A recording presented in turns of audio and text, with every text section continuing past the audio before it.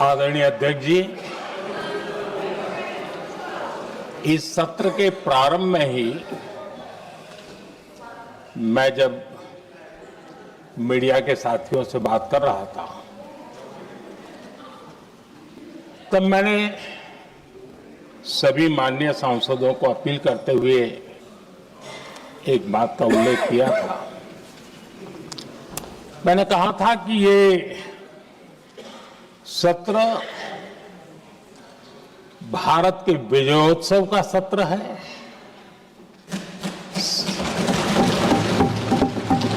संसद का ये सत्र भारत के गौरवगान का सत्र है।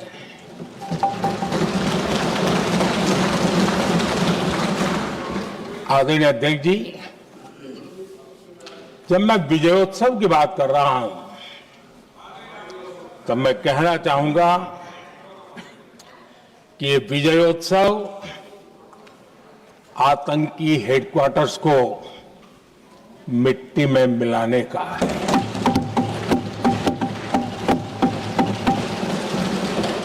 जब मैं विजयोत्सव कहता हूं तो ये विजयोत्सव सिंदूर की सौगंध पूरा करने का है।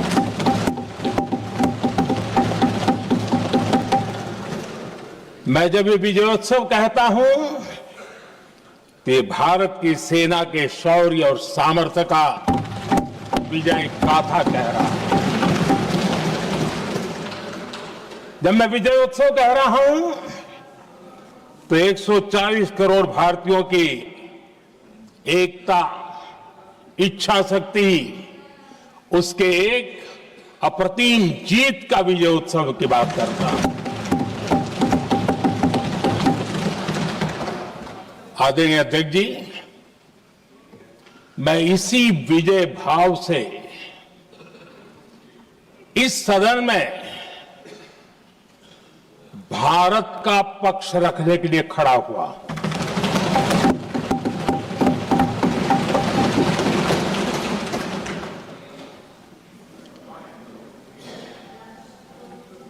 और जिन्हें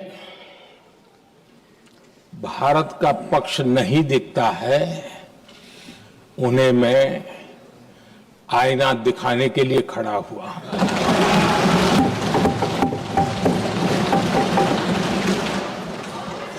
आदरणीय अध्यक्ष जी, मैं 140 करोड़ देशवासियों की भावनाओं में अपना स्वर मिलाने के लिए उपस्थित हुआ हूं।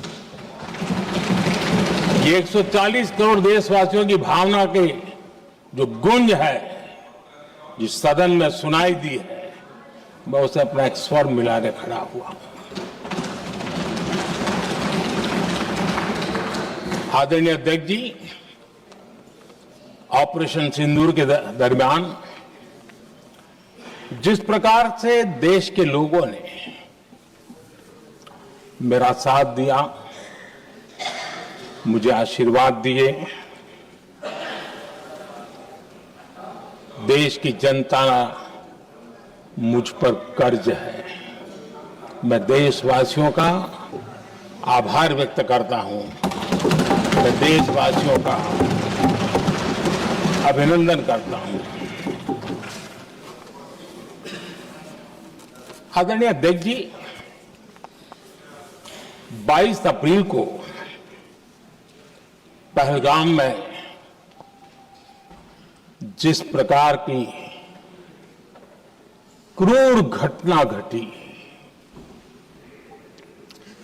जिस प्रकार आतंकवादियों ने निर्दोष लोगों को उनका धर्म पूछ पूछ करके गोलियां मारी, ये क्रूरता की पराकाष्ठा थी। भारत को हिंसा की आग में झोंकने का ये सुविचारित प्रयास था। भारत में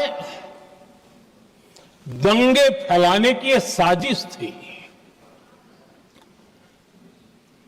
मैं आज देशवासियों का धन्यवाद करता हूं कि देश ने एकता के साथ उस साजिश को नाकाम कर दिया।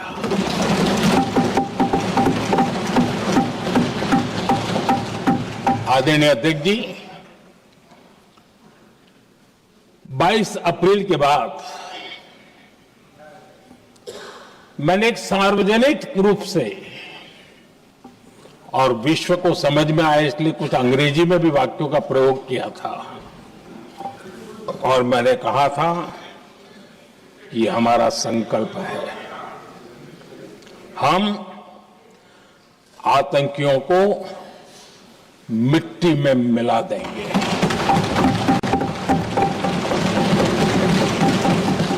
और मैंने सार्वजनिक रूप से कहा था, सजा उनके आकाओं को भी होगी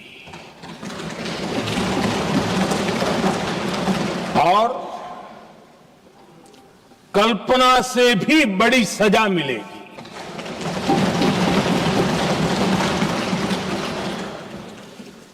22 अप्रैल को मैं विदेश था, मैं तुरंत लौट के आया और आने के तुरंत बाद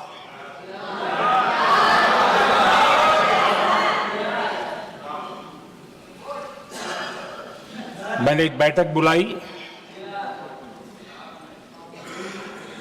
और उस बैठक में हमने साफ साफ निर्देश दिए कि आतंकवाद को करारा जवाब देना होगा और ये हमारा राष्ट्रीय संकल्प है। आदरणीय अध्यक्ष जी, हमें हमारे सैन्य बलों की क्षमता पर पूरा विश्वास है, पूरा भरोसा है उनकी क्षमता पर, उनके सामर्थ्य पर, उनके साहस पर। सेना को कार्रवाई की खुली छूट दे दी गई और यह भी कहा गया कि सेना तय करें कब, कहां, कैसे, किस प्रकार से।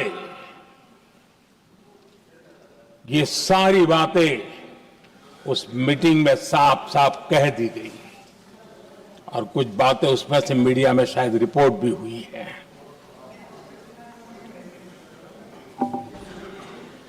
हमें गर्व है आतंकियों को वो सजा दी और सजा ऐसी है कि आज भी आतंक के उन आकाओं की नींद उड़ी हुई है।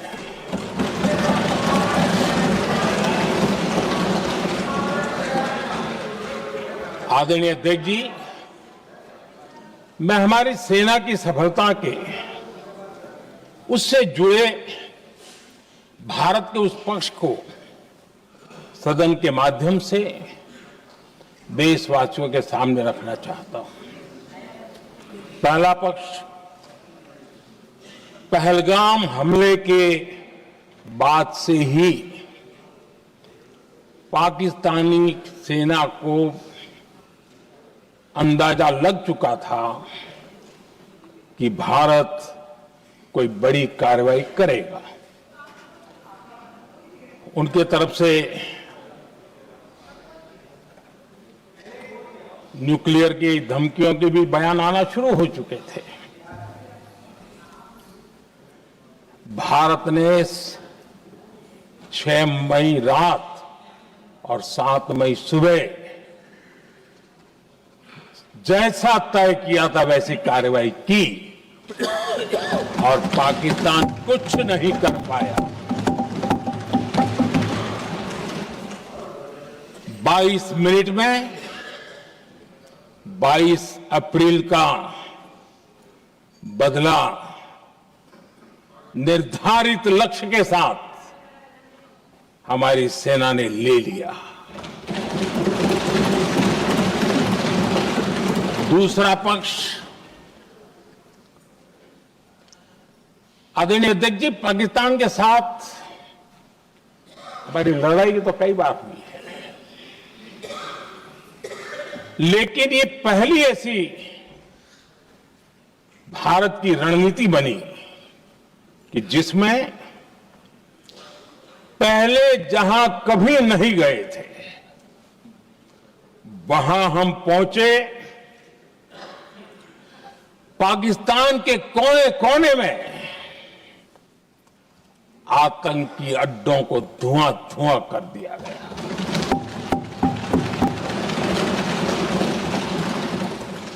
आतंक के गढ़ कोई सोच नहीं सकता कि वहां तक कोई जा सकता है। बहावलपुर और मुर्गे उसको भी जमीन दोस्त कर दिया गया। आदरणीय अध्यक्ष जी, हमारे सेनाओं ने आतंकी अड्डों को तबाह कर दिया। तीसरा पक्ष, पाकिस्तान की न्यूक्लियर धमकी को हमने झूठा साबित कर दिया।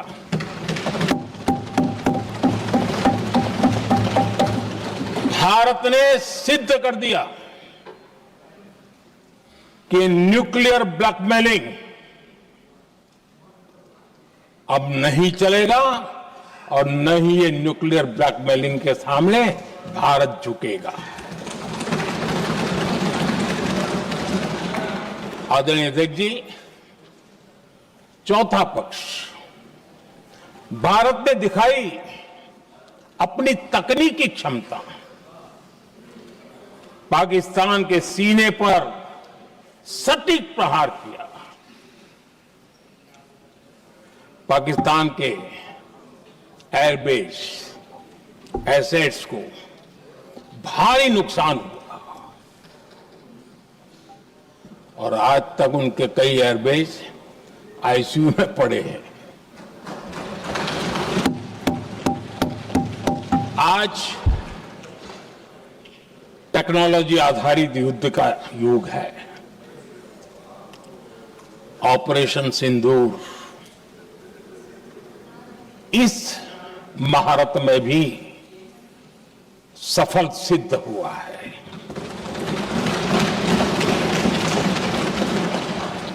अगर पिछले 10 साल में जो हमने तैयारियां की हैं वो न की होती तो इस तकनीक के युग में हमारा कितना नुकसान हो सकता था, इसका हम अंदाज लगा सकते हैं। पांचवा पक्ष,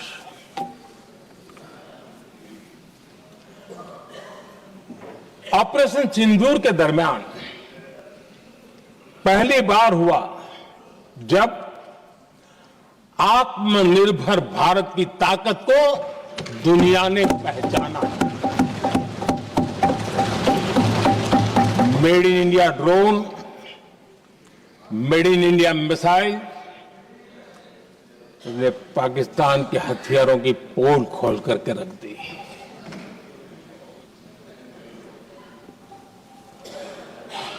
आदरणीय अध्यक्ष जी, और भी एक महत्वपूर्ण काम जो हुआ है, वैसे जब राजीव गांधी जी थे उस समय उनके जो एक डिफेंस का काम देखने वाले अमोस थे, उन्होंने जब मैंने सीडीएस की घोषणा की तो वो बहुत प्रसन्न होकर के मुझे मिलने आए थे और बहुत बहुत प्रसन्न थे वो। इस समय ऑपरेशन में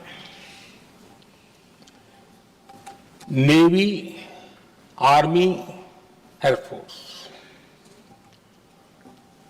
तीनों सेनाओं का जॉइंट एक्शन, इसके बीच की सिनर्जी,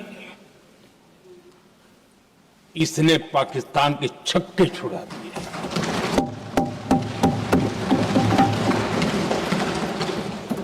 आदरणीय अध्यक्ष जी, आतंक की घटनाएं पहले भी देश में होती थी, लेकिन पहले आतंकवादियों के मास्टरमाइंड निश्चिंत होते थे और वो आगे की तैयारी में लगे रहते थे। उनको पता था कुछ नहीं होगा। लेकिन अब स्थिति बदल गई है। अब हमले के बाद मास्टरमाइंड को नींद नहीं आती। उनको पता है कि भारत आएगा और मार के जाएगा।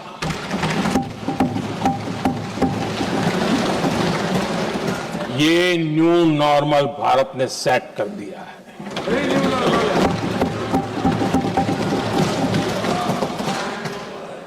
आदरणीय अध्यक्ष जी, दुनिया ने देख लिया कि हमारी कार्यवाही का दायरा कितना बड़ा, स्केल कितना बड़ा। सिंदूर से लेकर के सिंधु तक पाकिस्तान पर कार्रवाई की है। ऑपरेशन सिंदूर ने तय कर दिया कि भारत में आतंकी हमले की, उसके आकाओं को और पाकिस्तान को भारी कीमत चुकानी पड़ेगी। अब ऐसे ही नहीं जा सकते। आदरणीय अध्यक्ष जी, ऑपरेशन सिंदूर से स्पष्ट होता है कि भारत ने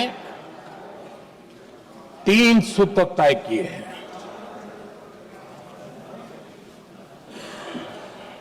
अगर भारत पर आतंकी हमला हुआ तो हम अपने तरीके से, अपनी शर्तों पर, अपने समय पर जवाब देकर के रहेंगे।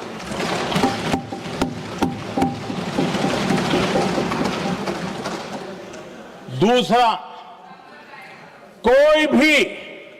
कोई भी न्यूक्लियर ब्लैकमेल अब नहीं चलेगा।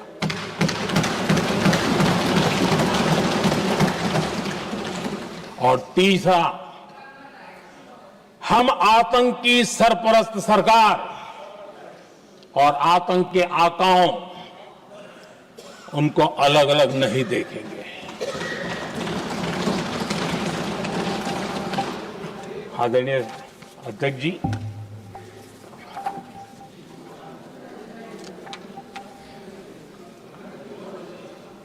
यहां पर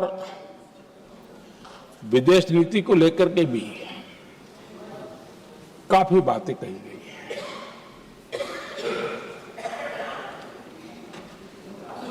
दुनिया के समर्थन को लेकर के भी काफी बातें कही गई हैं।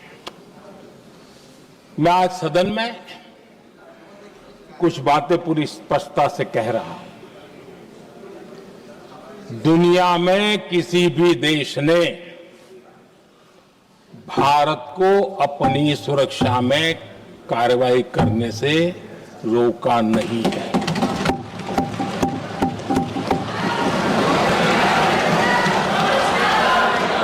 संयुक्त राष्ट्र 193 कंट्रीज,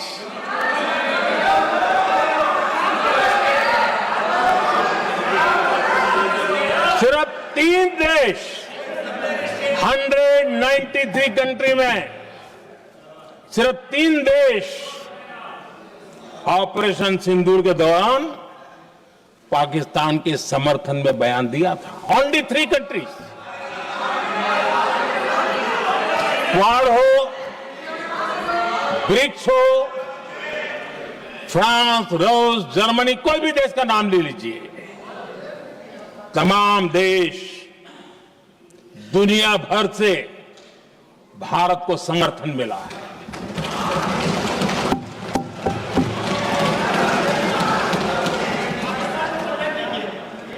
आदरणीय अध्यक्ष जी, दुनिया का समर्थन तो मिला, दुनिया के देशों का समर्थन मिला, माननीय है, लेकिन ये दुर्भाग्य है कि मेरे देश के वीरों के पराक्रम को कांग्रेस का समर्थन नहीं।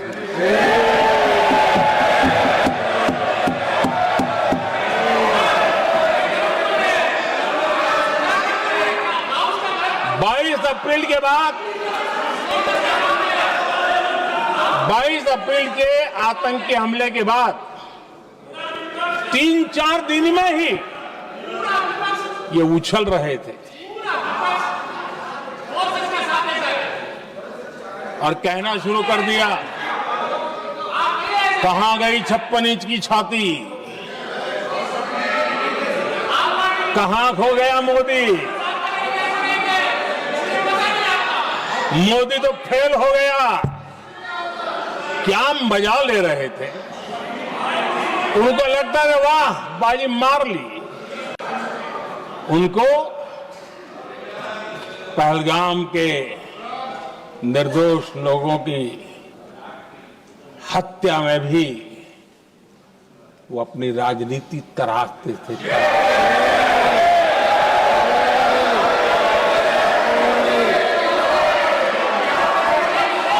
अपनी स्वार्थी राजनीति के लिए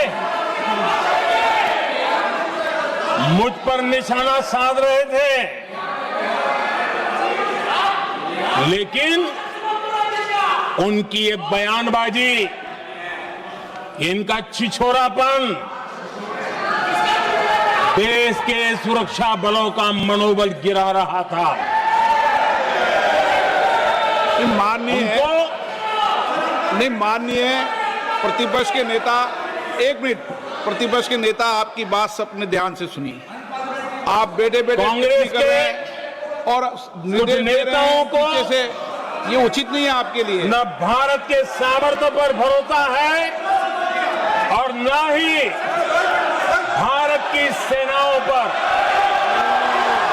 इसलिए वो लगातार ऑपरेशन सिंदूर पर सवाल उठा रहे हैं।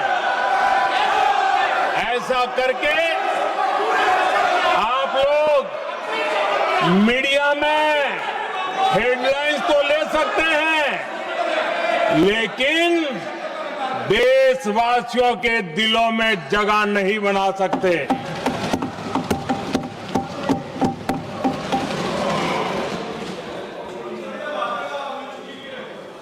आदरणीय सभापति जी, आदरणीय अध्यक्ष जी,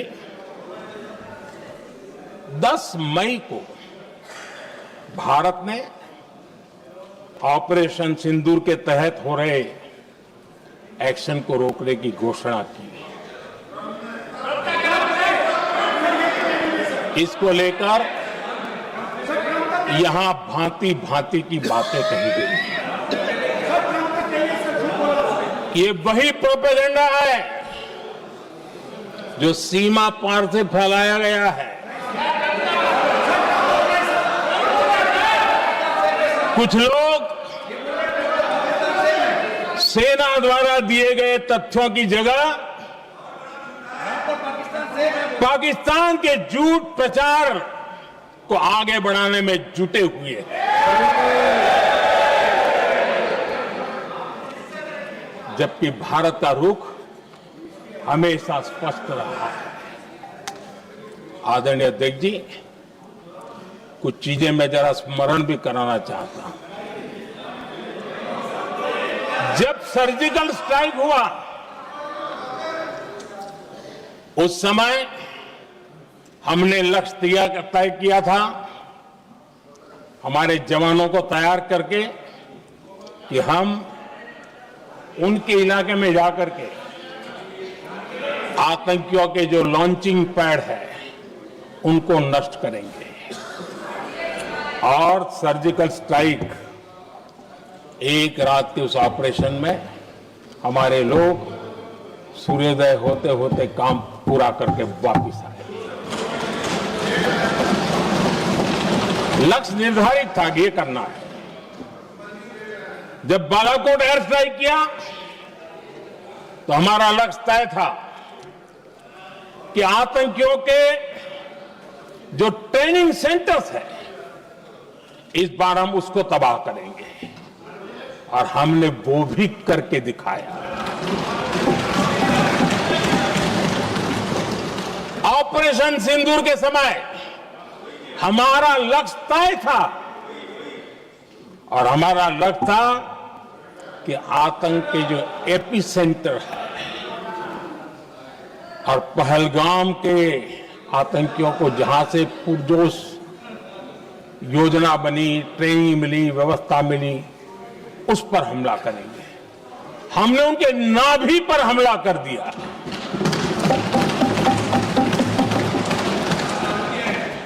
जहां पहलगाम के आतंकियों का रिक्रूटमेंट हुआ, ट्रेनिंग होती थी, फंडिंग होता था, उन्हें टेक्निकल सपोर्ट मिलता था, शस्त्र सरंजाम मिलता था, उस जगह को आइडेंटिफाई किया और हमने सटीक तरीके से ऑपरेशन सिंदूर के तहत आतंकियों की नाभि पे प्रहार कर दिया। और आदरणीय अध्यक्ष जी, इस बार भी हमारी सेना ने 100% लक्ष्यों को हासिल करके देश के सामर्थ्य का परिचय कराया।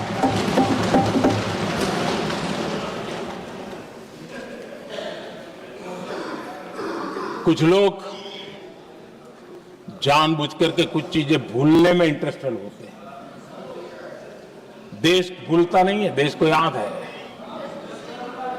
6 रात और 7 मई सुबह ऑपरेशन हुआ था और 7 मई को सुबह भारत ने प्रेस कॉन्फ्रेंस हमारी सेना ने की और उस प्रेस कॉन्फ्रेंस में भारत ने स्पष्ट कर दिया था और पहले दिन से क्लियर था कि हमारा लक्ष्य है आतंकियों के आका, आतंकियों की जो व्यवस्थाएं जहां से होती है वो और उनके अड्डे, उनको हम ध्वस्त करना चाहते थे और हमने प्रेस कॉन्फ्रेंस में कह दिया था, हमने हमारा काम कर दिया है, हमने जो तय किया था पूरा कर दिया है। और इसलिए 6-7 मई को ऑपरेशन हमारा संतोषजनक होने के तुरंत बाद कल जो राजनाथ जी ने कहा था, मैं डंके की चोट पर दोबारा दोहराता हूं, भारत की सेना ने पाकिस्तान की सेना को चंद मिनटों में बता दिया कि हमारा ये लक्ष्य था, हमने ये लक्ष्य पूरा कर दिया है, ताकि उनको पता चले और हमें भी पता चले कि उनके दिल दिमाग में क्या चलता है।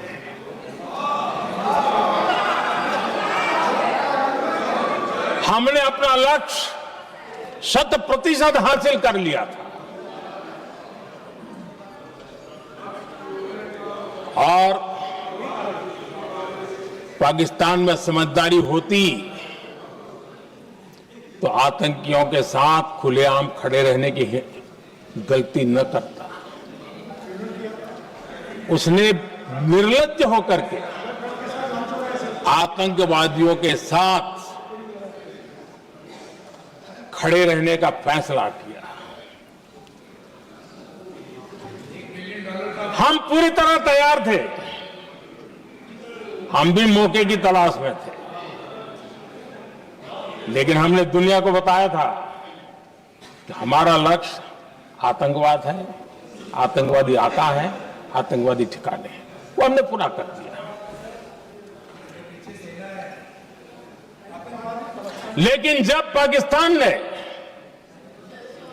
आतंकियों की मदद में आने का फैसला किया और मैदान में उतरने की हरकत की, तो भारत की सेना ने सालों तक याद रह जाए ऐसा करारा जवाब दे करके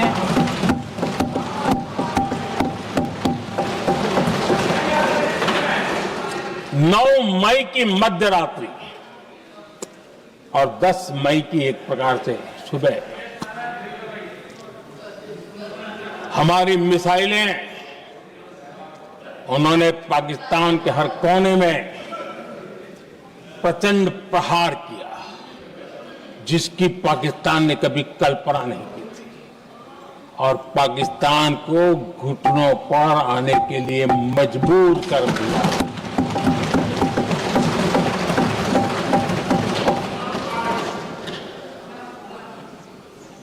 और आपने टीवी में भी देखा है, वहां से क्या बयान आते थे। पाकिस्तान के लोग, अरे मैं तो स्विमिंग पूल में नहा रहा था, कोई कह रहा था मैं तो दफ्तर जाने की तैयारी कर रहा था। हम कुछ सोचे पहले तो भारत ने तो हमला कर दिया। ये पाकिस्तान के लोगों के बयान है और देश ने देखे हैं। स्विमिंग पूल में नहा रहा था।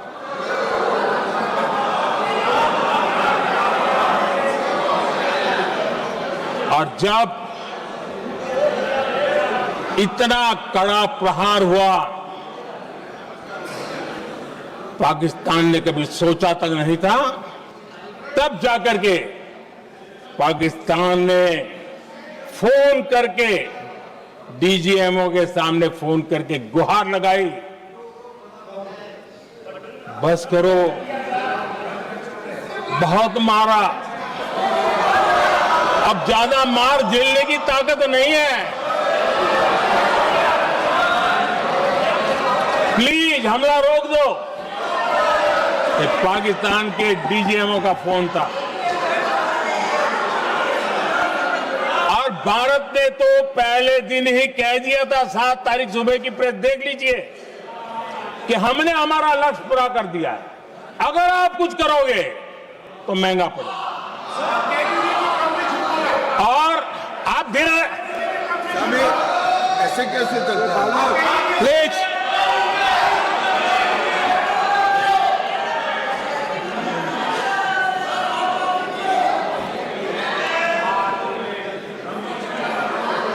मैं आज दोबारा कह रहा हूं, ये भारत की स्पष्ट नीति थी, सुविचारित नीति थी, सेना के साथ मिलकर के तय की हुई नीति थी, और वे ये थी कि हम आतंक, उनके आका, उनके ठिकाने, ये हमारा लक्ष्य है। और हमने कहा, पहले दिन प्रेस कॉन्फ्रेंस में कहा है कि हमारा एक्शन नॉन एक्सेलेटरी है, ये हमने कह करके किया है। और इसके लिए साथियों हमने हमला रोका। अध्यक्ष जी, दुनिया के किसी भी नेता ने भारत के ऑपरेशन रोकने के लिए नहीं कहा।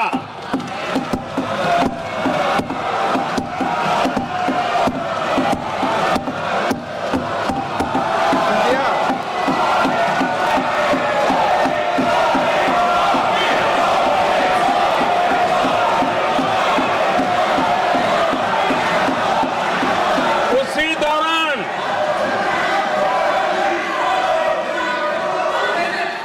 9 तारीख को रात को अमेरिका के उपराष्ट्रपति जी ने मुझसे बात करने का प्रयास किया।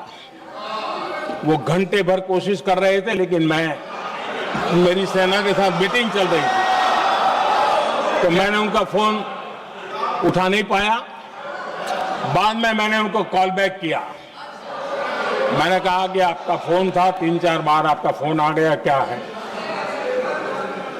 तो अमेरिका के उपराष्ट्रपति जी ने मुझे फोन पे बताया कि पाकिस्तान बहुत बड़ा हमला करने वाला है, ये उन्होंने मुझे बताया।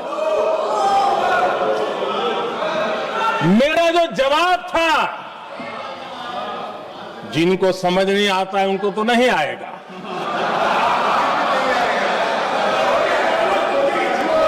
मेरा जवाब था, अगर पाकिस्तान का ये इरादा है तो उसे बहुत महंगा पड़ेगा। ये मैंने ने अमेरिका के उपराष्ट्रपति को कहा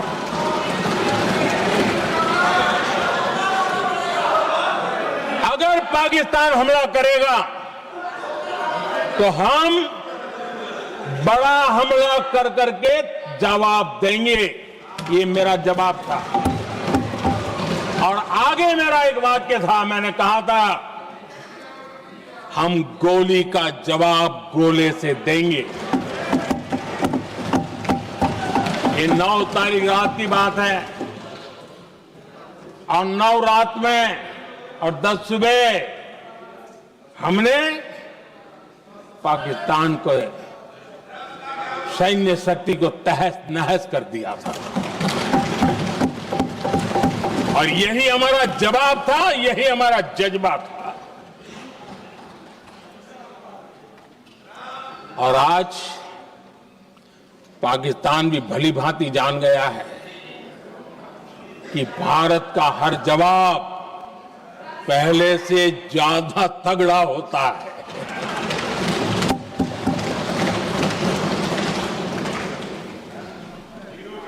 उसे यह भी पता है कि अगर भविष्य में नौबत आई तो भारत आगे कुछ भी कर सकता है। और इसलिए मैं फिर से लोकतंत्र के इस मंदिर में दोहराना चाहता हूं, ऑपरेशन सिंदूर जारी है।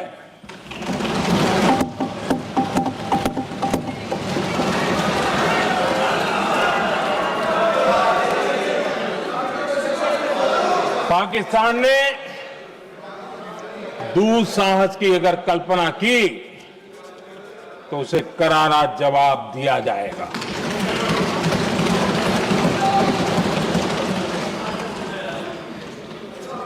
आदरणीय अध्यक्ष जी,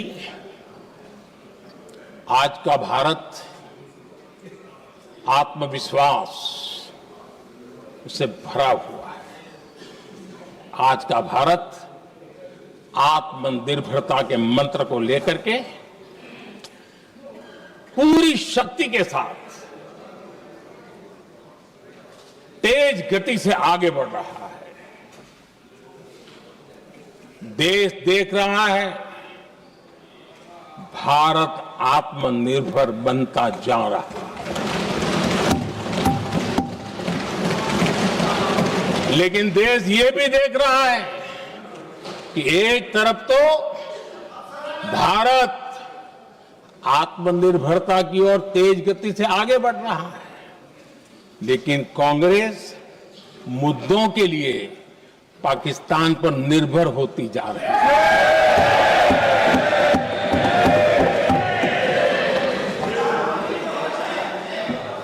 मैं आज पूरा दिन देख रहा था, जो 16 घंटे से जो चर्चा चल रही है, दुर्भाग्य से।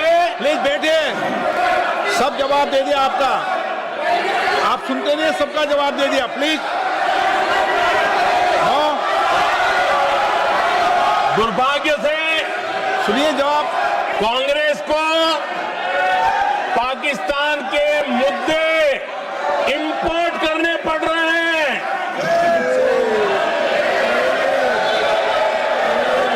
आदरणीय अध्यक्ष जी, आज के वॉरफेयर में इंफॉर्मेशन और नैरेटिव्स की प्लीज बैठिए। बहुत बड़ी भूमिका है।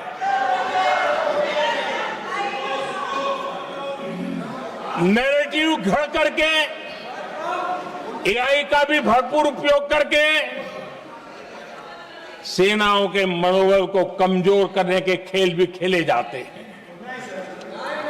जनता के अंदर अविश्वास पैदा करने के भी भरपूर प्रयास होते हैं। दुर्भाग्य से कांग्रेस और उसके सहयोगी पाकिस्तान के ऐसे ही प्रपंच के प्रवक्ता बन चुके हैं।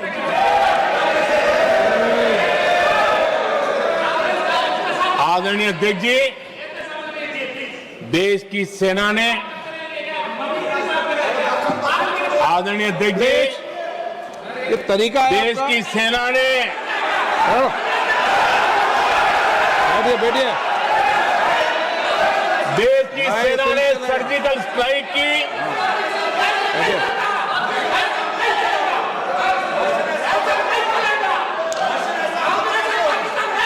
जब बैठिए बैठिए बैठिए। आदरणीय अध्यक्ष जी, देश की सेना ने सफलतापूर्वक सर्जिकल स्ट्राइक की तो तुरंत कांग्रेस वालों ने सेना से सबूत मांगे थे, लेकिन जब उन्होंने देश का मूड देखा,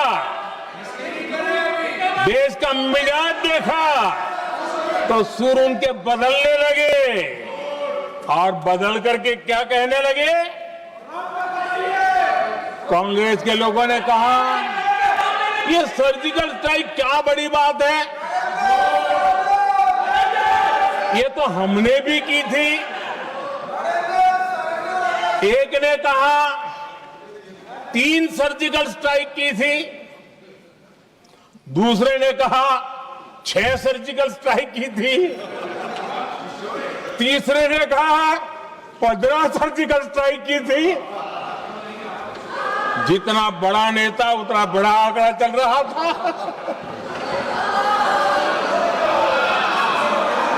आदरणीय अध्यक्ष जी, इसके बाद बालाकोट में सेना ने एयर स्ट्राइक की। अब एयर स्ट्राइक तो ऐसी थी कि वो कुछ कह नहीं सकते थे, इसलिए ये तो नहीं कहा कि भाई हमने भी की थी।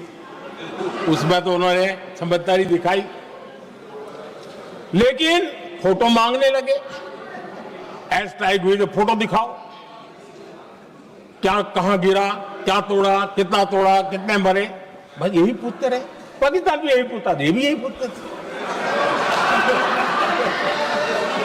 इतना ही नहीं, आदरणीय अध्यक्ष जी,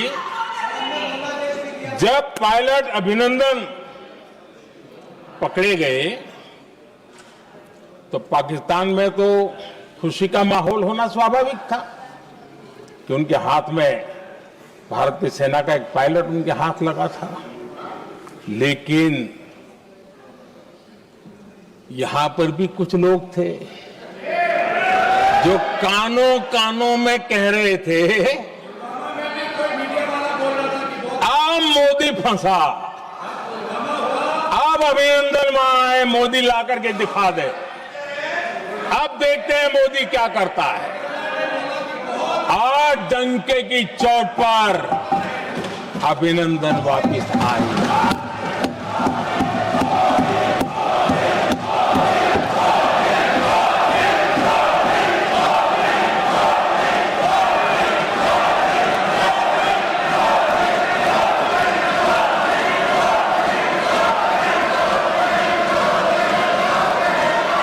अभिनंदन को ले आए तो इनकी बोलती बंद हो गई। इनको लगा यार ये नसीब वाला आदमी है, हमारा हथियार हाथ से निकल गया। आदरणीय अध्यक्ष जी, पहलगाम हमले के बाद हमारा बीएसएफ का एक जवान पाकिस्तान के कब्जे में गया, तो फिर इनको लगा वाह बड़ा मुद्दा हाथ में आ गया है, अब मोदी फंस जाएगा। अब तो मोदी की फजीयत जरूर होगी और उनकी इकोसिस्टम ने सोशल मीडिया में बहुत सारी कथाएं वायरल की कि ये बीएसएफ के जवान का क्या होगा, उसके परिवार का क्या होगा, ये वापस आएगा, कब आएगा, कैसे आएगा, न जाने क्या क्या चला दिया। आदरणीय अध्यक्ष जी, बीएसएफ का वो जवान भी आन बान शान के साथ वापस आया।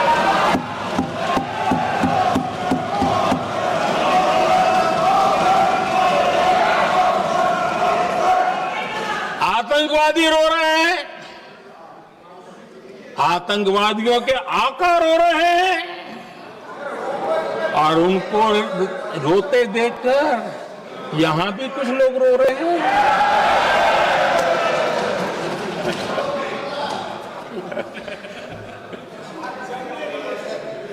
अब देखिए, सर्जिकल स्ट्राइक सर्जिकल स्ट्राइक चल रही थी, उसके बाद उन्होंने एक खेल खेलने की कोशिश की, बात जमी नहीं।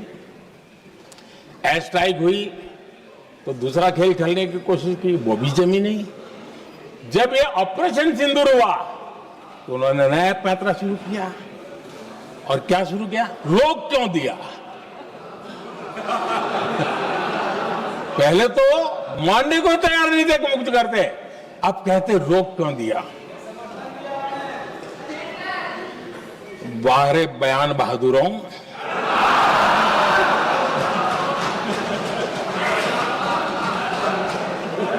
आपको विरोध का कोई न कोई बहाना चाहिए।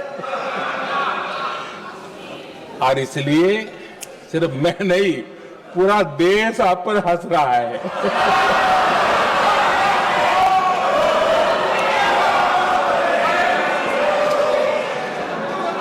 आदरणीय अध्यक्ष जी, सेना का विरोध, सेना के प्रति एक पता नहीं नेगेटिविटी, ये कांग्रेस का पुराना रवैया रहा।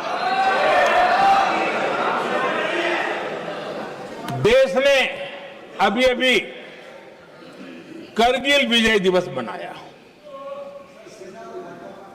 लेकिन देश पूरी तरह जानता है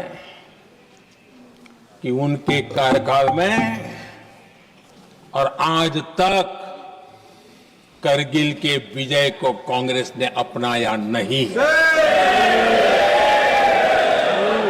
न करगिल विजय दिवस मनाया है, न करगिल विजय का गौरव किया। इतिहास साक्षी है अध्यक्ष जी। जब डोकलाम में सैन्य हमारा शौर्य दिखा रहा था, तब कांग्रेस के नेता चुपके चुपके किससे ब्रीफिंग लेते थे वो सारी दुनिया अब जान गई।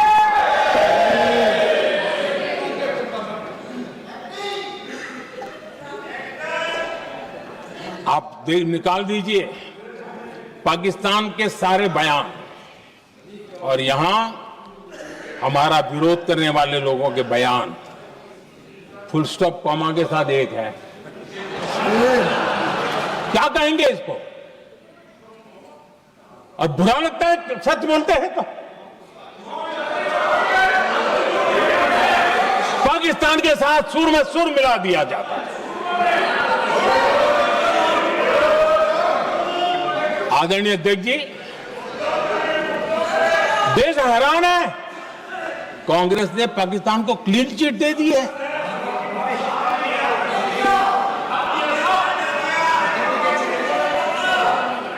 उनकी ये हिम्मत, और इनकी आदत जाती नहीं है, ये हिम्मत कि पहलगाम के आतंकी पाकिस्तानी थे, इसका सबूत दो।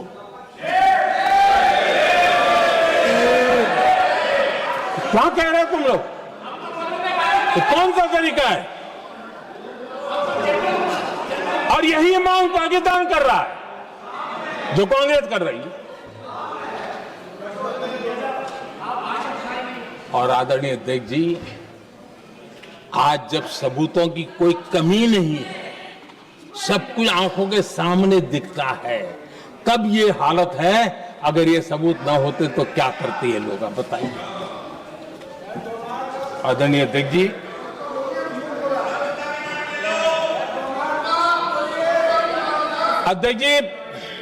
ऑपरेशन सिंदूर के एक पार्ट की तरफ तो चर्चा भी बहुत होती है, ध्यान भी जाता है, लेकिन देश के लिए कुछ गौरव की क्षणें होती हैं, ताकत की परिचय होता है, उसकी तरफ भी ध्यान जाना बहुत आकर्षित है। हमारे एयर डिफेंस सिस्टम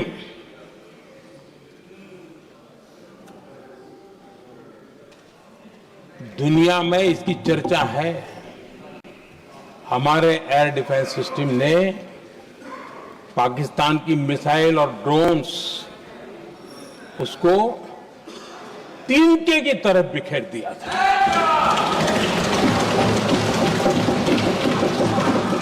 आदरणीय अध्यक्ष जी, मैं एक आंकड़ा आज बताना चाहता हूं, पूरा देश गर्व से भर जाएगा। कुछ लोगों का क्या होगा मैं नहीं जानता, पूरा देश गर्व से भर जाएगा। 9 मई को पाकिस्तान ने करीब 1000 मिसाइलों और आर्म्ड ड्रोन्स के भारत पर बहुत बड़ा हमला करने की कोशिश की। 1000 ये मिसाइलें भारत के किसी भी हिस्से पर गिरती तो वहां भयंकर तबाही मचती, लेकिन 1000 मिसाइल्स और ड्रोन्स को भारत ने आसमान में ही चूर चूर कर दिया।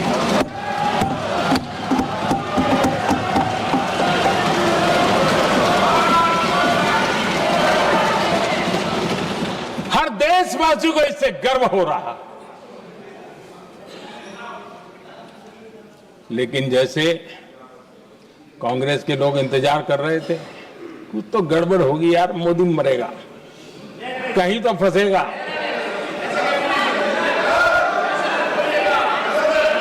पाकिस्तान ने आदमपुर एयरबेस पर हमले का झूठ फैलाया, उस झूठ को बेचने की भरपूर कोशिश की, पूरी ताकत लगा दी। मैं अगले ही दिन आदमपुर पहुंचा और खुद जाकर के उनके झूठ को मैंने बेनकाब कर दिया। तब जाकर के उनको अकल ठिकाने लगी कि अब ये झूठ चलने वाला नहीं है। आदरणीय अध्यक्ष जी, जो हमारे छोटे दलों के साथी हैं, जो राजनीति में नए हैं,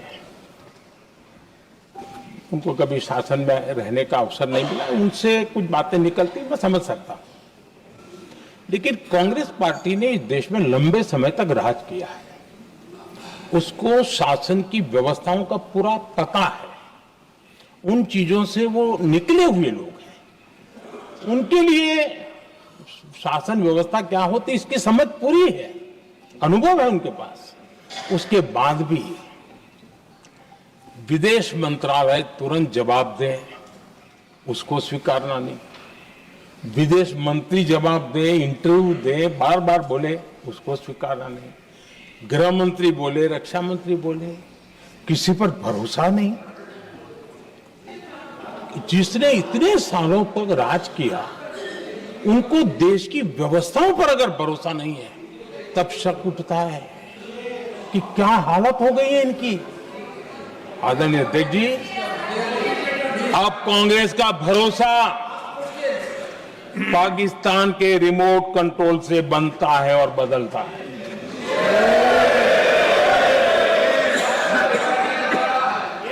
आदरणीय अध्यक्ष जी, एक बिल्कुल कांग्रेस के नए सदस्य, यानी उनको तो क्षमा करनी चाहिए, नए सदस्य को क्या कहेंगे, लेकिन कांग्रेस के आका जो उनको लिख करके देते हैं और उनसे बुलवाते हैं, खुद में हिम्मत नहीं है, उनसे बुलवाते हैं कि ऑपरेशन सिंदूर ये तो तमाशा था, ये आतंकवादियों ने जिन 26 लोगों को मौत के घाट उतारा था ना, उस भयंकर क्रूर घटना पर ये तेजाब छिड़कने वाला पाप है। तमाशा कहते हो? आपकी असहमति हो सकती है, और ये कांग्रेस के नेता बुलवाते हैं।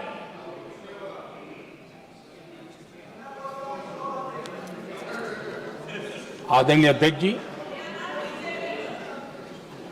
पहलगाम के हमलावरों को कल हमारे सुरक्षा बलों ने ऑपरेशन महादेव करके अपने अंजाम तक पहुंचाया।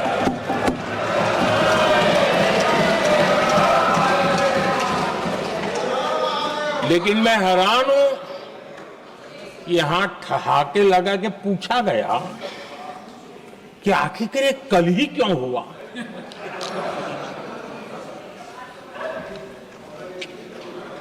अब ये क्या हो गया है जी, मुझे समझ नहीं आ रहा है। क्या ये ऑपरेशन के लिए कोई सावन महीने का सोमवार ढूंढा गया था क्या? क्या हो गया है इन लोगों को? हताशा, निराशा इस हद तक।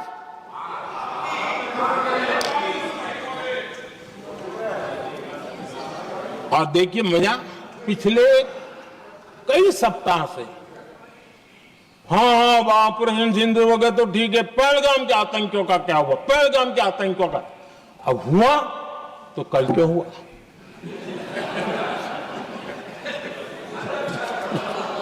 और कल ही क्यों हुआ? क्या हाल है अध्यक्ष जी का। आदरणीय अध्यक्ष जी,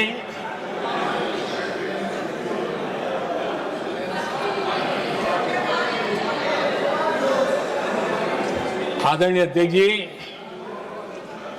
शास्त्रों में कहा गया है, हमारे शास्त्रों में कहा गया है, शस्त्रेण रक्षिते राष्ट्रे, शस्त्रेण रक्षिते राष्ट्रे शास्त्र चर्चा प्रवर्तते। अर्थात जब राष्ट्र शस्त्र से सुरक्षित होते हैं तभी वहां शास्त्र की, ज्ञान की चर्चाएं जन्म ले पाती है। जब सीमा पर सेनाएं मजबूत होती है तभी लोकतंत्र प्रखर होता है। आदरणीय अध्यक्ष जी, ऑपरेशन सिंदूर बीते दशक में भारत की सेना के सशक्तिकरण का एक साक्षात प्रमाण है। ऐसे ही नहीं हुआ है। कांग्रेस के शासन के दौरान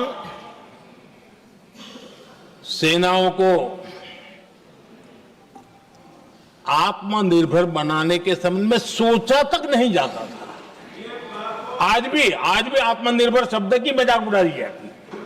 वैसे वो महात्मा गांधी से आया हुआ है, लेकिन आज भी मजाक उड़ाई जाती है। हर रक्षा सौदे में कांग्रेस अपने मौके खोजती रहती थी।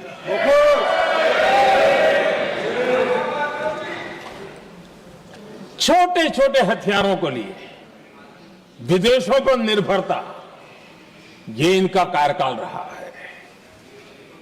Bullet proof jacket, night vision camera तक नहीं होते थे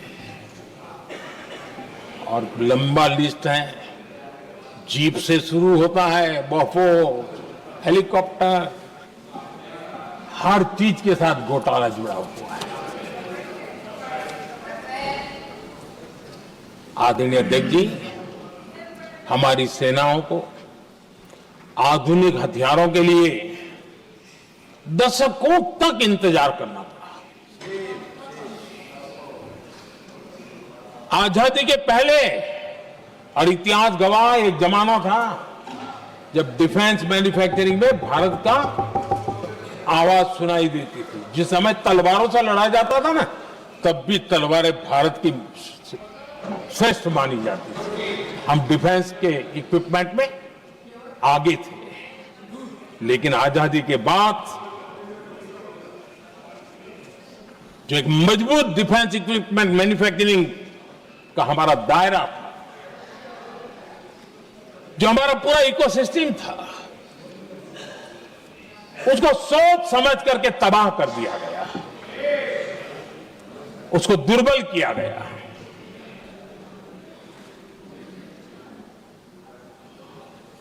रिसर्च और मैन्युफैक्चरिंग के लिए रास्ते बंद कर दिए गए। अगर इसी नीति पर हम चलते तो भारत इस 21वीं सदी में ऑपरेशन सिंदूर के संबंध में सोच भी नहीं सकता।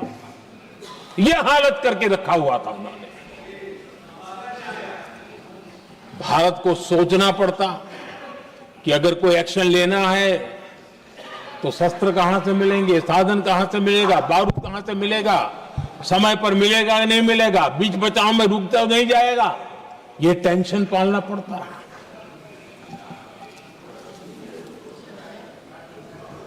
आदरणीय अध्यक्ष जी, बीते एक दशक में मेक इन इंडिया हथियार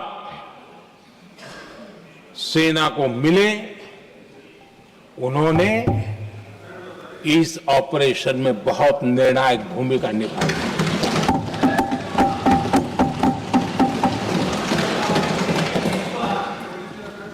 आदरणीय अध्यक्ष जी, एक दशक पहले भारत के लोगों ने संकल्प लिया, हमारा देश सशक्त, आत्मनिर्भर और आधुनिक राष्ट्र बने। रक्षा, सुरक्षा, हर क्षेत्र में बदलाव के लिए एक के बाद एक ठोस कदम उठाए गए, सीरीज ऑफ रिफॉर्म्स किए गए और देश में सेना में जो रिफॉर्म्स हुए हैं, जो आजादी के बाद पहली बार हुए। चीफ ऑफ डिफेंस स्टाफ की नियुक्ति, ये विचार कोई नया नहीं था, दुनिया में प्रयोग भी चलते हैं, भारत में निर्णय नहीं होते थे। हमने, ये बहुत बड़ा रिफॉर्म था, हमने किया और बहुत ही, मैं हमारी तीनों सेनाओं का अभिनंदन करता हूं कि इस व्यवस्था को उन्होंने दिल से सहयोग किया है, दिल से स्वीकार किया है। सबसे बड़ी ताकत ज्वाइंटनेस और इंटीग्रेशन की इस समय नेवी हो, एयरफोर्स हो, आर्मी हो, ये इंटीग्रेशन और ज्वाइंटनेस ने हमारी ताकत को अनेक गुना बढ़ा दिया और उसका परिणाम भी हमें नजर में आया है, ये हमने करके देखा है। सरकार की जो डिफेंस प्रोडक्शन की कंपनियां थी, उसमें हमने रिफॉर्म किए। शुरुआत में वहां पर आग लगाना, आंदोलन करवाना, हड़तालें करवाने के खेल चल रहे थे, अभी भी बंद नहीं हुए हैं, लेकिन देश हित को सर्वोपरि मान करके उन डिफेंस इंडस्ट्री के हमारे जो लोग थे सरकारी व्यवस्था में, उन्होंने इसको मन से लिया, रिफॉर्म को स्वीकार किया और वो भी आज बहुत प्रोडक्टिव बन गए। इतना ही नहीं, हमने प्राइवेट सेक्टर के लिए भी डिफेंस के दरवाजे खोल दिए हैं और आज भारत का प्राइवेट सेक्टर आगे आ रहा है। आज स्टार्टअप्स डिफेंस के क्षेत्र में हमारे 27-30 साल के नौजवान, टियर 2, टियर 3 सिटी के नौजवान, कई कुछ जगह तो बेटियां स्टार्टअप का नेतृत्व कर रही है। डिफेंस के सेक्टर में सैकड़ों की तादाद में आज स्टार्टअप काम कर रहे हैं। ड्रोन्स, एक प्रकार से मैं कह सकता हूं, ड्रोन्स की जितनी भी एक्टिविटी हमारे देश में हो रही है, शायद एवरेज 30-35 की उम्र होगी जो लोग कर रहे हैं, वो सारे लोग, और सैकड़ों की तादाद में कर रहे हैं। और उसका ताकत, क्योंकि इनका भी योगदान था इसमें, जिन्होंने इस प्रकार के प्रोडक्शन किए हैं, और वो हमें ऑपरेशन सिंदूर में बहुत काम आए। मैं उन सबके प्रयासों को बहुत साधुवाद करता हूं और मैं उनको विश्वास दिलाता हूं, आगे बढ़िए, अब देश रुकने वाला नहीं है। आदरणीय अध्यक्ष जी, डिफेंस सेक्टर में मेक इन इंडिया ये नारा नहीं था। हमने इसके लिए बजट पॉलिसी में जो परिवर्तन करना था, जो नए इनिशिएटिव ले रहे थे, वो नए इनिशिएटिव लिए। और सबसे बड़ी बात, क्लियर कट विजन के साथ हमने देश में make in India defence sector के अंदर तेज गति से हम आगे बढ़ रहे हैं। आदरणीय अध्यक्ष जी, एक दशक में डिफेंस का बजट लगभग पहले से 3 गुना हुआ है।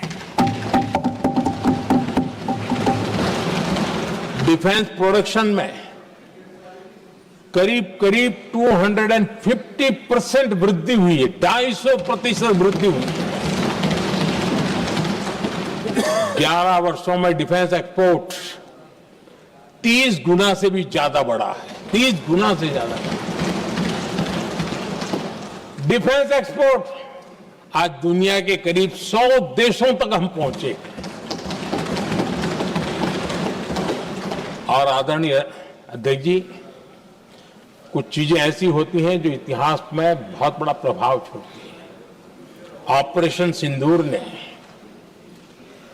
डिफेंस का जो मार्केट है उसमें भारत का झंडा गाड़ दिया है।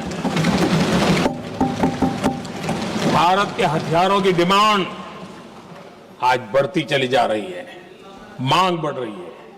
ये भारत में उद्योगों को भी बल देगी, एमएसएमई को बल देगी, हमारे नौजवानों को रोजगार देगी और हमारे नौजवान अपनी बनाई चीजों से दुनिया में अपनी ताकत का प्रदर्शन कर पाएंगे। ये आज दिख रहा है, मैं देख रहा हूं। डिफेंस के क्षेत्र में जो आत्मनिर्भर भारत की दिशा में हम जो कदम उठा रहे हैं, मैं हैरान हूं। कुछ लोगों को आज भी तकलीफ हो रही है, जैसे उनका खजाना लूट गया।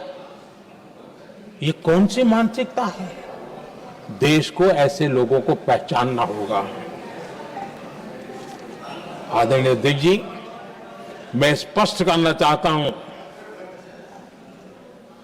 डिफेंस में भारत का आत्मनिर्भर होना ये आज की शस्त्रों की स्पर्धा में के काल में विश्व शांति के लिए भी जरूरी है।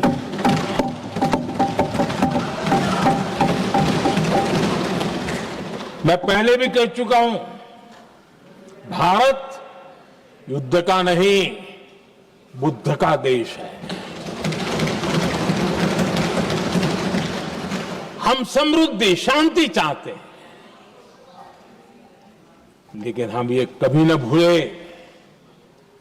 कि समृद्धि का और शांति का रास्ता शक्ति से ही गुजरता है।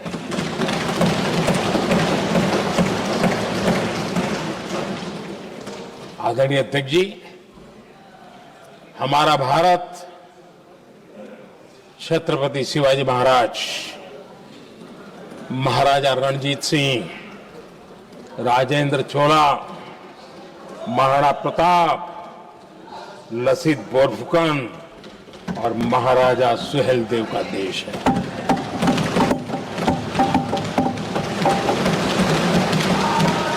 आदरणीय अध्यक्ष जी, हम विकास और शांति के लिए सामरिक सामर्थ्य पर भी फोकस करते हैं।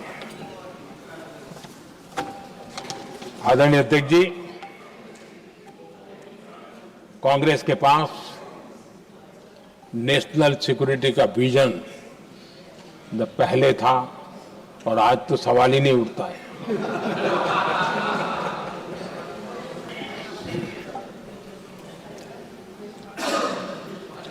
कांग्रेस ने हमेशा नेशनल सिक्योरिटी पर समझौता किया। आज जो लोग पूछ रहे हैं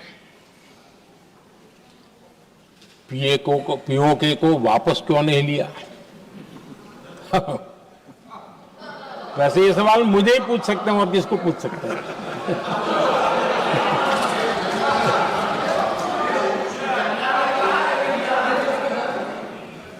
लेकिन इसके पहले जवाब देना होगा पूछने वालों को।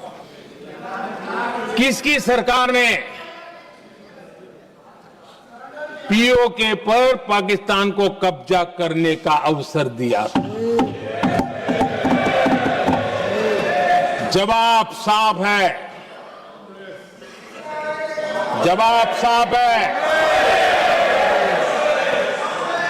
जब भी मैं नेहरू जी की चर्चा करता हूं तो कांग्रेस और उसका पूरा इकोसिस्टम बिलबिला जाता है, पता नहीं क्या है।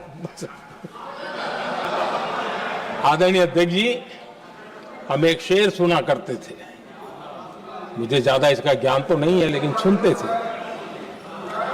लम्हों ने खता की और सदियों ने सजा पाई। आजादी के बाद से ही जो फैसले लिए गए उनकी सजा आज तक देश भुगत रहा है।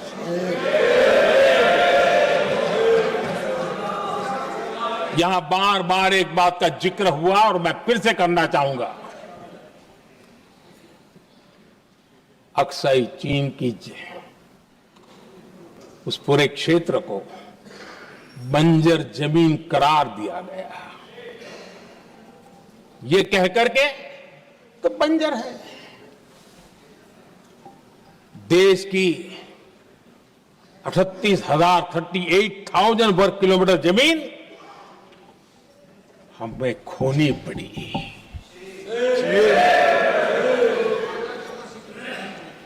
आदरणीय अध्यक्ष जी, मैं जानता हूं मेरी कुछ बातें चुभने वाली है। 1962 और 1963 के बीच कांग्रेस के नेता जम्मू कश्मीर के पूंछ, उरी, नीलम वैली और किशनगंगा को छोड़ देने का प्रस्ताव रख रहे थे। भारत की भूमि, आदरणीय अध्यक्ष जी, और वो भी लाइन ऑफ पीस के नाम पर किया जा रहा था। 1966 रण ऑफ कच्छ पर इन्हीं लोगों ने मध्यस्थता स्वीकार की। ये था उनका राष्ट्रीय सुरक्षा का विजन। एक बार फिर उन्होंने भारत का करीब 800 वर्ग किलोमीटर क्षेत्र पाकिस्तान को सौंप दिया, जिसमें छड़बेट भी शामिल है, कि कहीं उसको छड़ाबेट भी कहते हैं। 1965 की जंग में हाजीपीर पास को हमारी सेना ने वापस जीत लिया था, लेकिन कांग्रेस ने उसे फिर लौटा दिया। 1971 पाकिस्तान के 93,000 फौजी हमारे पास बंदी थे। पाकिस्तान का हजारों वर्ग किलोमीटर एरिया हमारी सेना ने कब्जा किया था। हम बहुत कुछ कर सकते थे, विजय की स्थिति में थे। उस दौरान अगर थोड़ी सा विजन होता, थोड़ी सी समझ होती, तो पीओके वापस लेने का निर्णय हो सकता। वो मौका था, वो मौका भी छोड़ दिया गया। अरे इतना ही नहीं, इतना सारा जब सामने टेबल पर था, अरे कम से कम करतारपुर साहब को तो ले सकते थे, वो ही नहीं कर पाया। 1974 श्रीलंका को कच्चथीवू द्वीप को गिफ्ट कर दिया गया। आज तक हमारे मछुआरे भाई बहनों को इससे परेशानी होती है, उनकी जान पर आफत आती है। क्या गुनाह था तमिलनाडु के मेरे फिशरमैन भाई बहनों का कि आपने उनका हक छीन लिया और दूसरों को गिफ्ट कर दिया? कांग्रेस का दशकों से इरादा लेकर चल रही थी कि सियाचिन से सेना हटा दी जाए। आदरणीय अध्यक्ष जी, 2014 में देश ने इनको मौका नहीं दिया, वरना आज सियाचिन भी हमारे पास नहीं होता।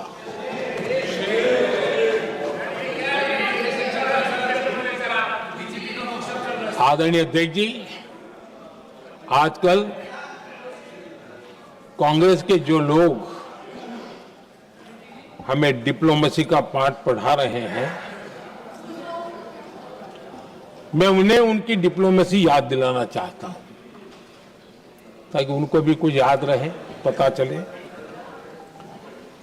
26/11 जैसे भयंकर हमले के बाद बहुत बड़ा आतंकी हमला था। कांग्रेस का पाकिस्तान से प्रेम नहीं रुका। इतनी बड़ी घटना 26/11 की हुई थी। विदेशी दबाव में हमले के कुछ हफ्तों के भीतर ही कांग्रेस सरकार ने पाकिस्तान से बातचीत शुरू कर दी। आदरणीय अध्यक्ष जी, कांग्रेस सरकार ने 26/11 की इतनी बड़ी घटना के बाद भी एक भी डिप्लोमेट को भारत से बाहर निकालने की हिम्मत नहीं की। छोड़ो, इधर एक वीजा तक कैंसिल नहीं किया, एक वीजा तक कैंसिल नहीं कर पाए थे। देश पर पाकिस्तानी स्पॉन्सर बड़े बड़े हमले होते गए, लेकिन यूपीए सरकार ने पाकिस्तान को मोस्ट फेवर्ड नेशन का दर्जा देकर रखा था। वो कभी वापस नहीं लिया था। एक तरफ देश मुंबई के हमले का ये न्याय मांग रहा था, दूसरी तरफ कांग्रेस पाकिस्तान के साथ व्यापार करने में लगी थी।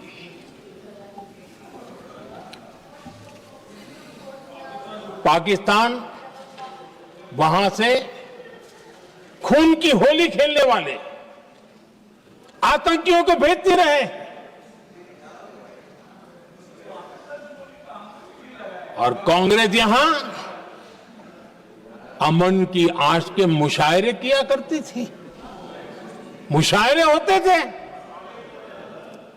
हमने आतंकवाद और अमन की आस का ये वन वे ट्रैफिक बंद कर दिया।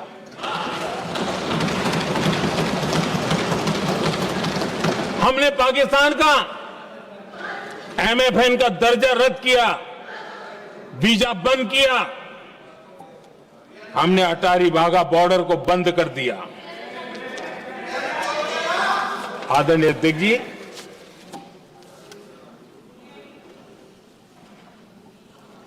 भारत के हितों को गिरवी रख देना ये कांग्रेस की पार्टी की पुरानी आदत है। इसका सबसे बड़ा उदाहरण सिंधु जल समझौता है। सिंधु जल समझौता किसने किया? नेहरू जी ने किया। और मामला किससे जुड़ा था? भारत से निकलने वाली नदियां, हमारे यहां से निकली हुई नदियां, उसका वो पानी था। और वो नदियां हजारों साल से भारत की सांस्कृतिक विरासत रही है, भारत की चैतन्य शक्ति रही है। भारत को सुजलाम सुफलाम बनाने में उन नदियों का बहुत बड़ा योगदान रहा है। सिंधु नदी जो सदियों से भारत की पहचान हुआ करती थी, उसी से भारत जाना जाता था। लेकिन नेहरू जी और कांग्रेस ने सिंधु और झेलम जैसी नदियों पर विवाद के लिए पंचायत किसको दी? वर्ल्ड बैंक को दी। वर्ल्ड बैंक फैसला करे क्या करना है। नदी हमारी, पानी हमारा।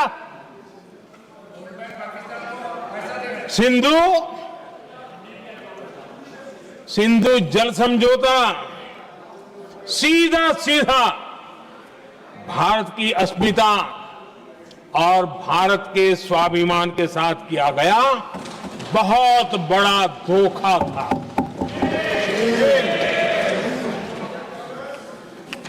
आदरणीय अध्यक्ष जी, आज के देश के युवा ये बात सुनते होंगे तो उनको भी आश्चर्य होगा कि ऐसे लोग थे हमारे देश का काम करते थे।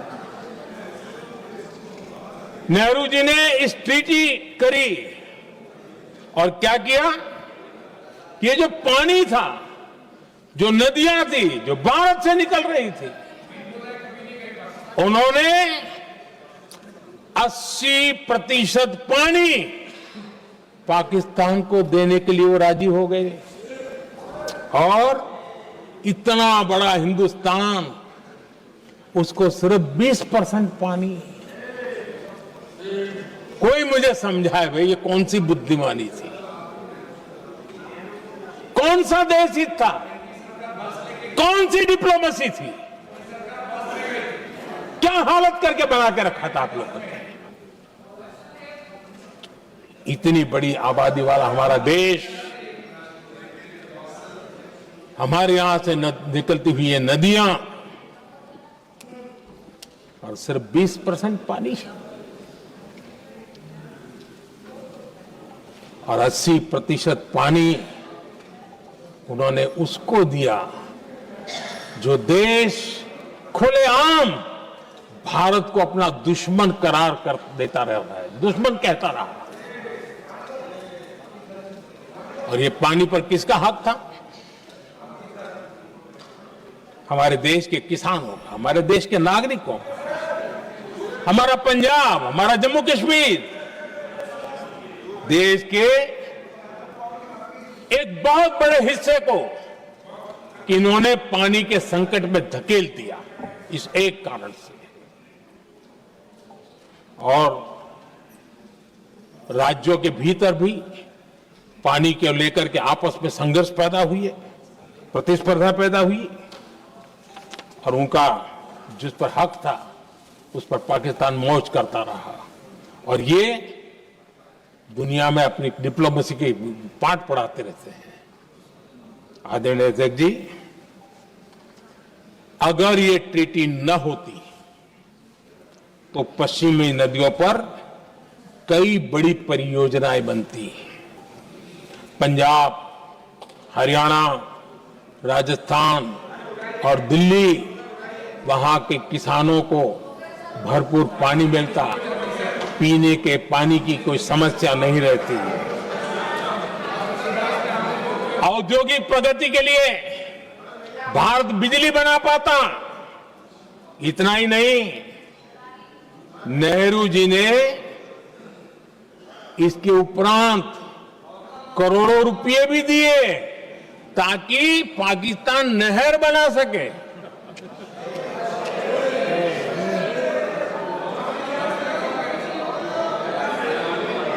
आदरणीय अध्यक्ष जी, इससे भी बड़ी बात, देश चौंक जाएगा। ये चीजें छिपाई गई है, दबा दी गई है। कहीं भी बांध बनता है तो उसमें एक मैकेनिज्म होता है उसकी सफाई का, डीसिल्टिंग का। उसमें जो मिट्टी भर जाती है, बाकी घास वगैरह आकर के भर जाता है तो उसकी कैपेसिटी कम होती है, तो उसकी सफाई के लिए यानी इनबिल्ट व्यवस्था होती है। नेहरू जी ने पाकिस्तान के कहने पर यह शर्त स्वीकार की है कि इन बांध में जो मिट्टी आएगी, कूड़ा कचरा आएगा और बांध भर जाएगा, इसकी सफाई नहीं कर सकते। डिसिल्टिंग नहीं कर सकते हैं।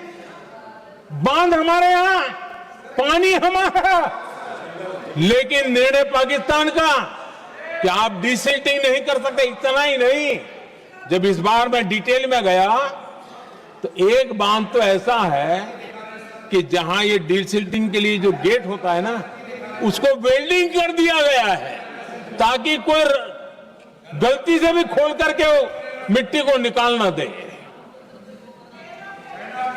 पाकिस्तान ने नेहरू जी से लिखवा लिया था कि भारत बिना पाकिस्तान की मर्जी अपने बांधों में जमा होने वाली मिट्टी साफ नहीं करेगा, डिसिल्टिंग नहीं करेगा।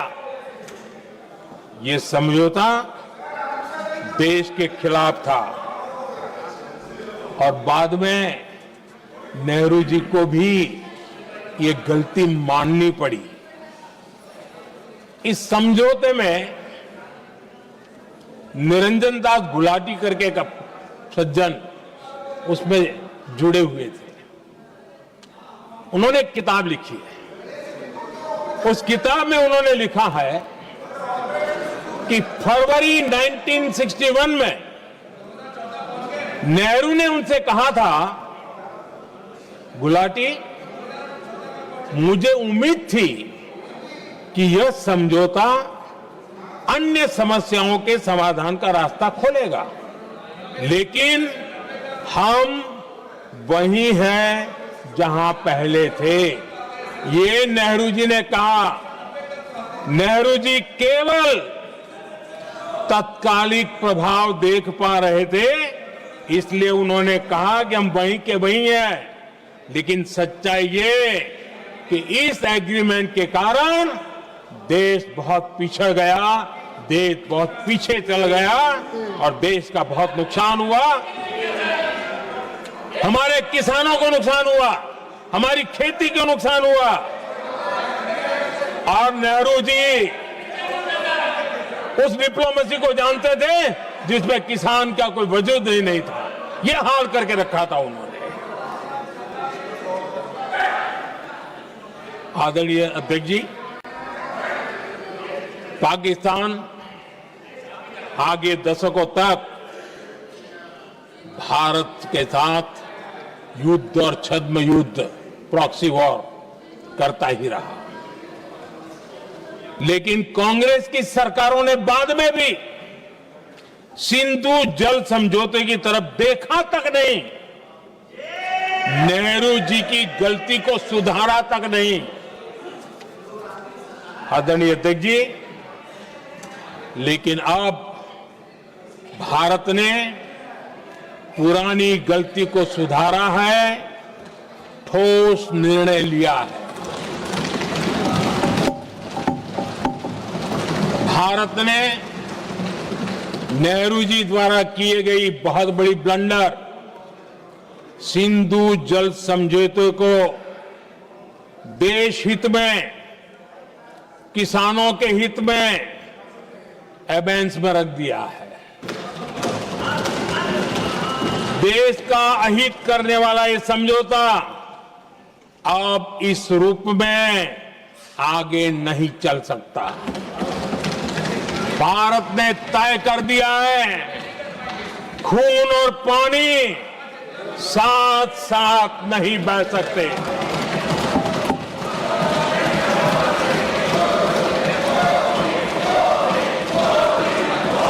माननीय सदस्य, आप बहुत देर हो गई, आप उपनेता हैं, ये तरीका आप बैठे बैठे टोकते हैं, प्लीज, ये शोभा नहीं देता आपके लिए। बैठिए बैठिए बैठिए, आदरणीय, बैठिए, शोभा नहीं देता आपका। अध्यक्ष जी, आप उपनेता, अपनी मर्यादा बना के रखें। चल बैठिए। वहां बैठे साथी आतंकवाद पर लंबी लंबी बातें करते हैं। जब ये सत्ता में था, जुड़े हुए हैं, जब इनको राज करने का अवसर मिला था, तब देश का हाल क्या है, क्या रहा था, वो आज भी देश भूला नहीं है। 2014 से पहले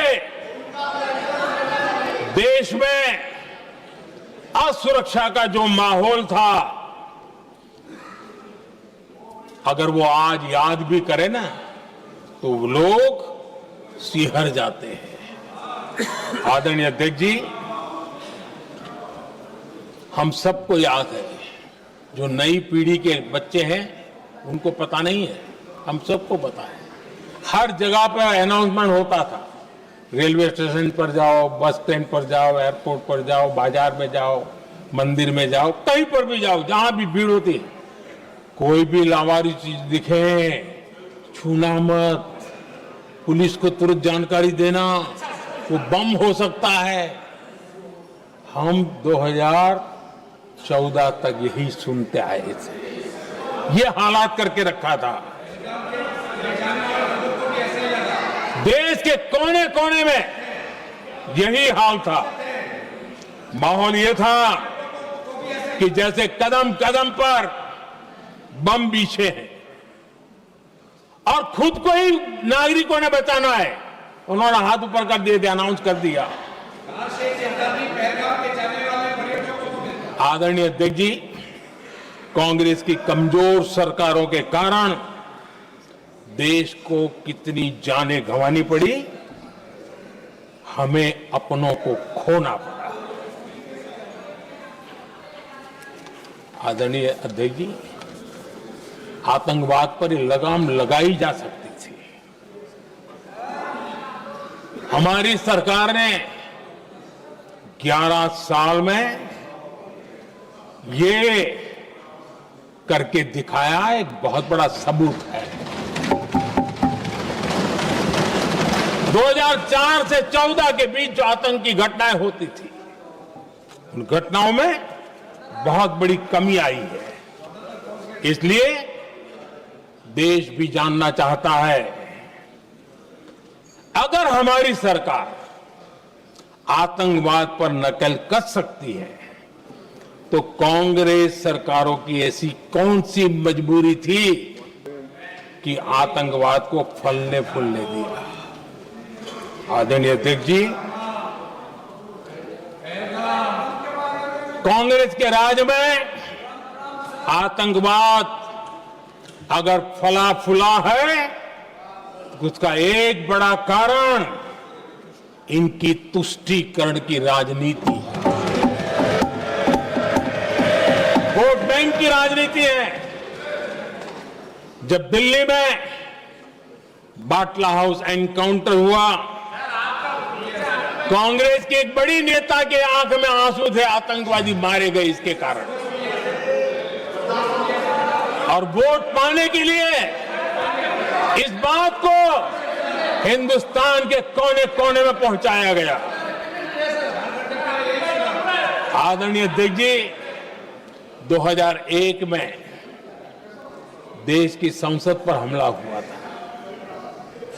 तब कांग्रेस के एक बड़े नेता ने अफजल गुरु को बेनिफिट ऑफ डाउट देने की बात कही थी। आदरणीय अध्यक्ष जी, मुंबई में 26/11 का इतना बड़ा आतंकी हमला हुआ, एक पाकिस्तानी आतंकी जिंदा पकड़ा गया। पाकिस्तान की मीडिया ने, दुनिया ने यह स्वीकार किया कि पाकिस्तानी है, लेकिन यहां कांग्रेस पार्टी इतना बड़ा पाकिस्तान का पाप, इतना बड़ा पाकिस्तानी आतंकी हमला, और ये क्या खेल खेल रहे थे? वोट बैंक की राजनीति के लिए क्या कर रहे थे? कांग्रेस पार्टी इसको भगवा आतंक सिद्ध करने में जुटी हुई है।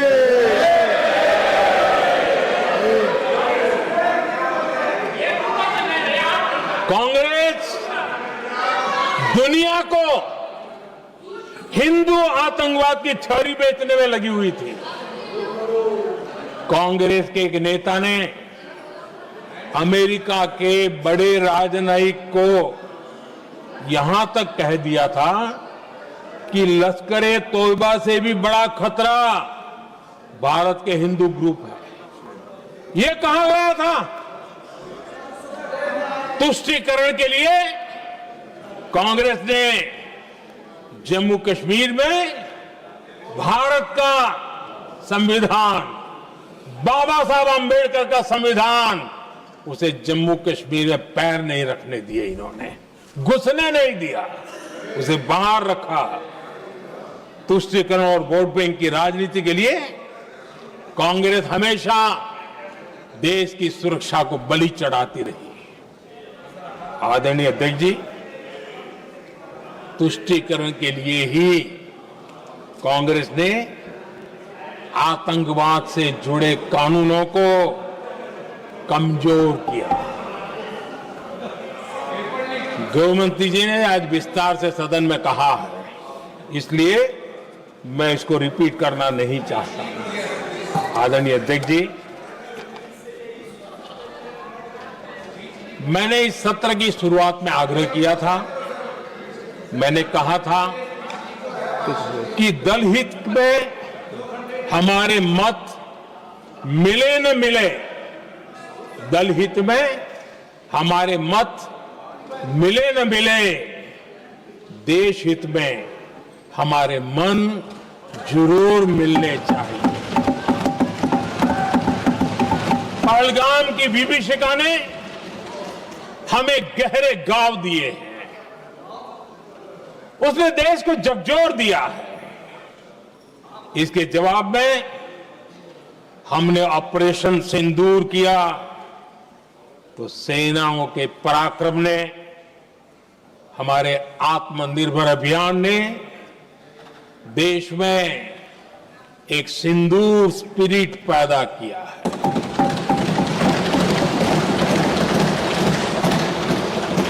ये सिंदूर स्पिरिट हमने तब भी देखी जब दुनिया भर में हमारे प्रतिनिधि मंडल भारत की बात बताने गए। मैं उन सभी साथियों को बहुत बहुत बधाई देता हूं। आपने बहुत ही प्रभावी ढंग से भारत की बात डंके की चोट पर दुनिया के सामने रखी। लेकिन मुझे दुख इस बात का है, हैरानी भी है, जो खुद को कांग्रेस के बड़े नेता समझते हैं, उनके पेट में दर्द हो रहा है कि भारत का पक्ष दुनिया के सामने क्यों रखा गया। शायद कुछ नेताओं को सदन में बोलने पर भी पाबंदी लगा दी गई है। आदरणीय अध्यक्ष जी, इस मानसिकता से बाहर निकलने की जरूरत है।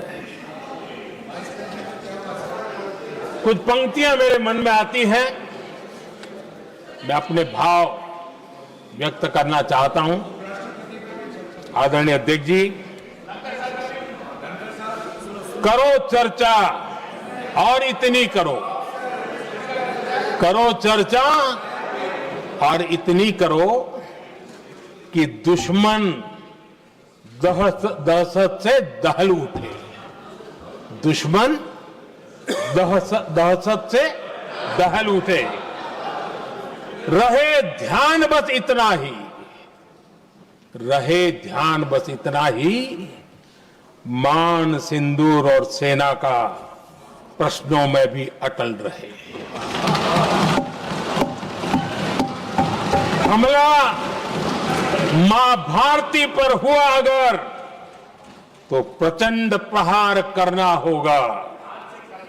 दुश्मन जहां भी बैठा हो, हमें भारत के लिए ही जीना होगा।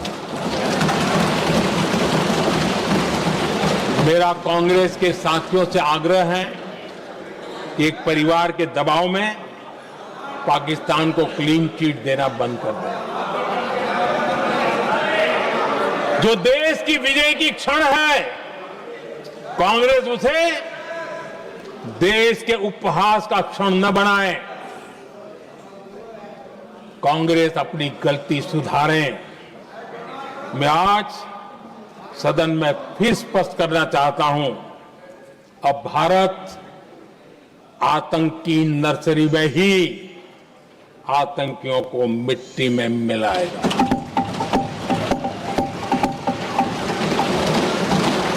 हम पाकिस्तान को भारत के भविष्य खेलने नहीं देंगे और इसलिए ऑपरेशन सिंदूर खत्म नहीं हुआ है, ऑपरेशन सिंदूर जारी है। और ये पाकिस्तान के लिए भी नोटिस है।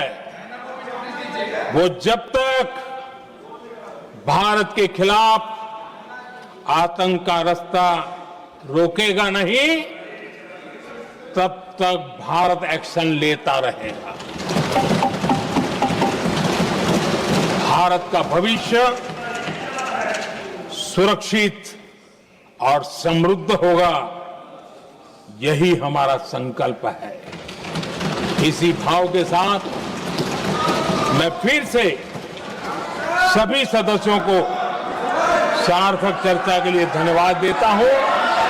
और आदरणीय अध्यक्ष जी, मैंने भारत का पक्ष रखा है, भारत के लोगों की भावनाओं को व्यक्त किया है। मैं सदन का फिर से आभार व्यक्त करता हूं। बहुत बहुत धन्यवाद।